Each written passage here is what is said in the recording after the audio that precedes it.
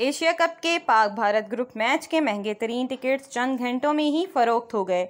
Online ticketing website पर cricket के सबसे बड़े टाकरे के $300 या 87,000 रुपये वाली वीआईपी टिकट्स अब सोल्ड आउट हो चुके। $125 या 36,250 रुपये वाली बी लोवर वीआईपी टिकट्स भी फौरी तौर पर ऑनलाइन फरोख्त हो गईं। एशिया कप के इस अहम तरीन मुकाबले के दो महंगे स्टैंडर्ड्स की तमाम ऑनलाइन टिकट्स फरोख्त होने के लिए पेश किए जाने के चंद घंटों में ही ख़त्म हो गईं।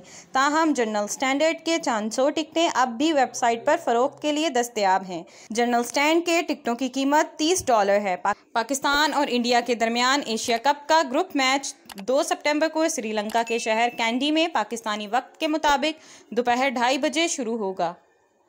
प्लीज़ हमारी वीडियोस को लाइक कीजिएगा, चैनल सब्सक्राइब कीजिएगा और बेल आइकन को क्लिक करना मत भूलिएगा ताकि मज़ीद मालूमात का सिलसिला आप तक जारी रहे।